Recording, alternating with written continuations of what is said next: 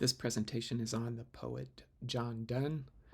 This is a picture of a monument to Donne in St. Paul's in London.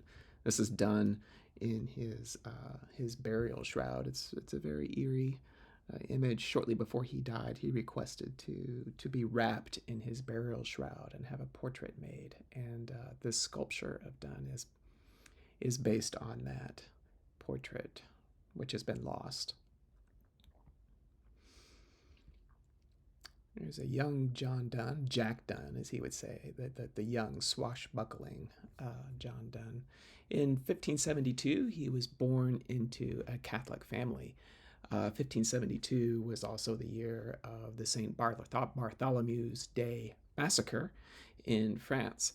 And so Donne was born into a world of conflict, religious conflict and turmoil. A Catholic family living in Protestant England. He was named after his father, who dies when Donne is just 4 years old. In the 1580s, he studies at both Oxford and Cambridge, but as a Catholic, he can't take a degree, and unless he takes the oath of supremacy, which was an oath that citizens had to swear to show their allegiance to the monarch of England as the head of the church. Unless someone took the oath of supremacy, they couldn't get into a lot of the careers that a degree at Oxford or Cambridge would get for them. So he doesn't take a degree, even though he spends a number of years studying there. In 1593, Donne's brother, Henry, dies in prison after he's convicted for harboring a Catholic priest named William Harrington. This is William Harrington tried to begin a Catholic ministry, an underground ministry in England.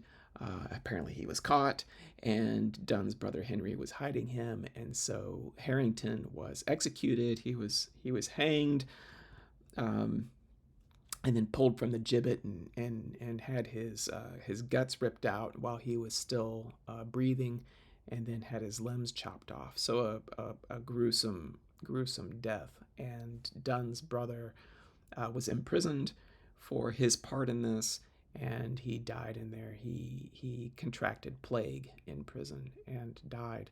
So Donne had seen not just this, but some of Donne's other family. He had a couple of uncles who were priests who had to flee the country or risk facing the same fate as William Harrington. So Donne grew up in a world where persecution was intense and violent. So after his brother's death and the execution of Harrington, Donne takes the oath and converts to Anglicanism. So he gives up his religion. He changes religions, perhaps understandable given the kind of persecution and brutality that he witnessed during his young adult years. Once he makes that decision to convert to the English church, he begins a period of extensive travel. We know that he joined the military expeditions of Robert Devereux. This is Penelope Devereux's brother. Penelope Devereux was Sidney's beloved, the Stella of Astrophil and Stella. And so Donne joins the naval expeditions of Robert Devereux against Catholic Spain at Cadiz and the Azores, these islands off the west coast of Portugal. And that wound up being a very disastrous campaign for England and was the last major naval skirmish of the Anglo-Spanish War. It was a great embarrassment to Robert Devereux and to Queen Elizabeth.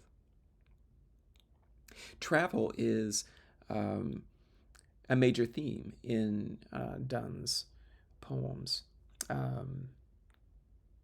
Elegy 16 is about travel. The valediction poems that you read, there are a couple of them. I think he wrote 4, and there are 2 that you read, are all about travel.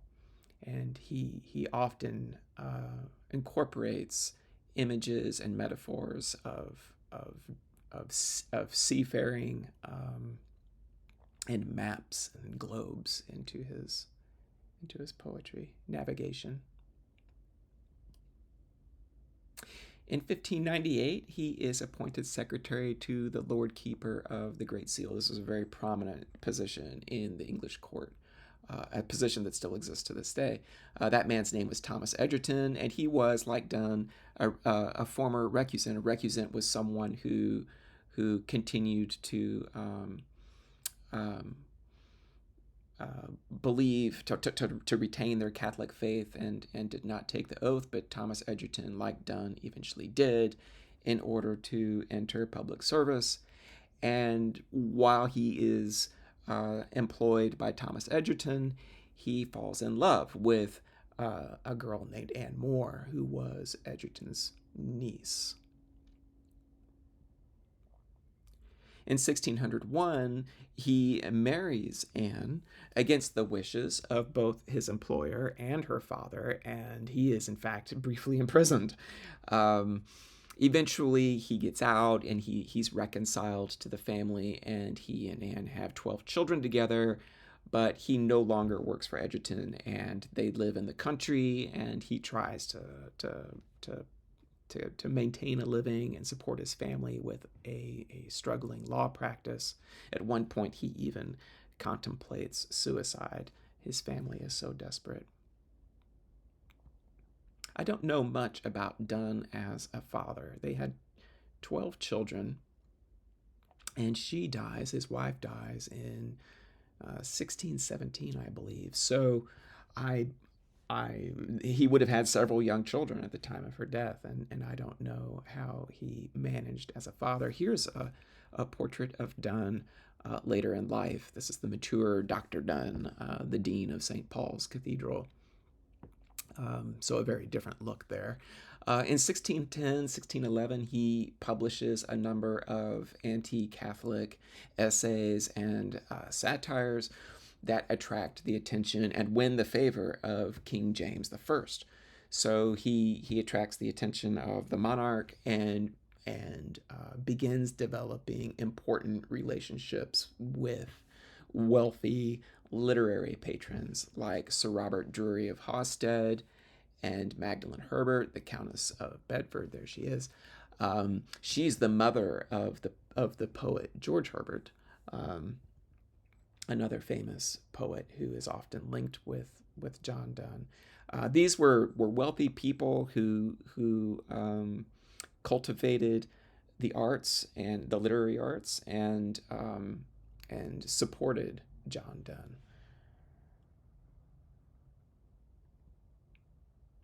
In 1615, under the advisement of King James I, he is ordained as a priest in the Church of England and immediately is appointed to a number of high-level positions within the church, culminating in 1621 with his appointment as the Dean of St. Paul's. So one of the highest positions in the English church. You see on the left there, that's a picture of St. Paul's in London, Old St. Paul's, they say, because this church burned down in the Great Fire of London in 1666. When Donne was Dean of St. Paul's, it looked like this, and it's missing its spire because the spire had collapsed in another fire that had occurred earlier in the 16th century. During this period from 1615 through the 1620s, Donne becomes enormously popular, not as a poet, but as a minister. He writes these highly wrought and eloquent sermons. There are 160 of them thereabouts that have survived today, and he was quite famous for these, and people would flock to hear them.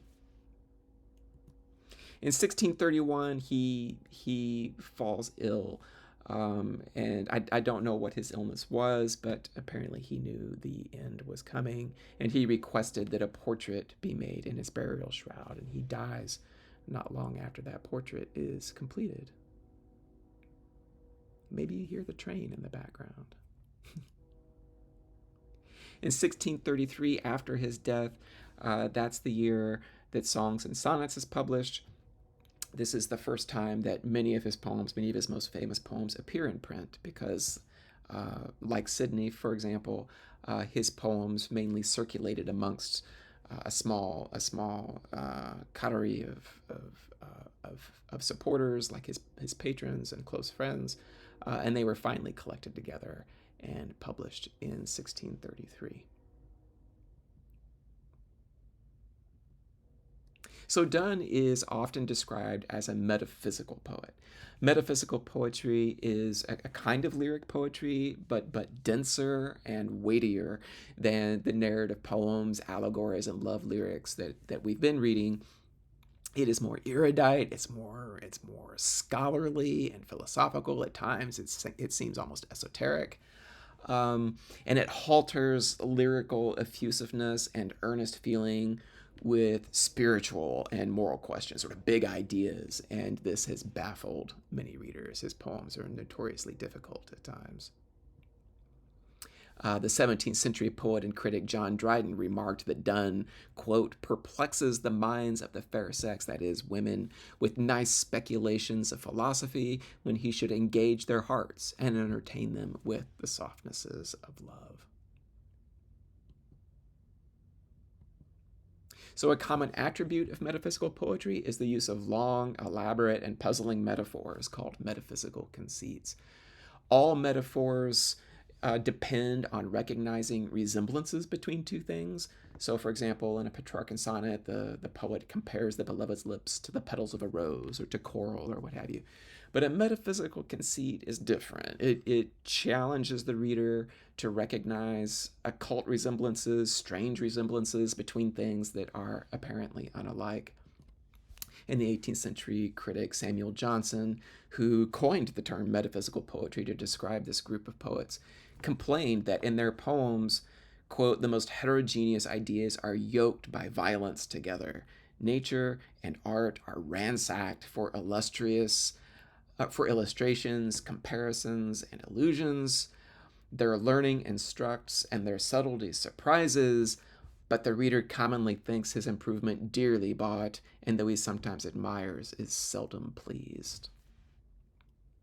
So as you're reading Donne's poetry, look for examples of metaphysical conceits. So I would direct you to poems like The Flea and A Valediction Forbidding Mourning. There are some famous metaphysical conceits in these poems, but look for examples in other poems that we have read. My second discussion question, how does Donne use the sonnet structure and rework its themes to address spiritual matters in the Holy Sonnets? These are sonnets that are not on the topic of love. He's not wooing a woman in these sonnets. He is wooing the church. He's trying to come to terms with his faith and moments of spiritual doubt, a spiritual crisis. So look at how Donne uses the sonnet structure to rework the themes of the sonnet to address these matters in the Holy Sonnets. And that is the end of this presentation on John Donne.